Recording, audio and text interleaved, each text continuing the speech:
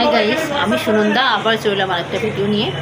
আজকে বলবো ব্যাংকে অনেকের টাকা কিন্তু এমনিই চলে আসছে। অনেকে ভাবছে যে কেউ হয়তো পাঠিয়েছে, আবার অনেকে ফোন করেও জানাচ্ছে যে আপনাকে এরকম একজন টাকা পাঠাতে বলেছিল, আমি টাকাটা পাঠিয়েছি আপনার কাছে।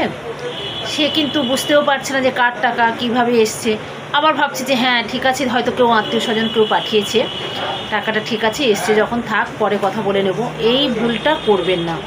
এই রকম ভুল করলে আপনার কিন্তু যে কোনো মুহূর্তে আপনার নামে এফআইআর হতে পারে। আপনার এফআইআর হলে আপনাকে দিল্লি, বোম্বে, হায়দ্রাবাদ যে কোনো জায়গায় গিয়ে আপনাকে জামিন নিতে হবে। এই মারাত্মক ভুলটা আপনি করবেন না। যখনই কোনো টাকা আসবে কোনো ব্যাংকে, বা কেউ কোনো ফোন করবে, বা আপনার কাছে কোনো মেসেজ আসবে ব্যাংকে টাকা এসেছে, সেই মেসেজটা আপনি স্ক্রিনশট তুলে রাখবেন। সেটা নিয়ে আপনি কিন্তু থানায় যাবেন, পরবর্তীকালে কোনো উকিলবাবুর পরামর্শ নেবেন। কিন্তু কোনোভাবে চুপচাপ থাকবেন না, সঙ্গে সঙ্গে কোনো স্টেপ নেবেন।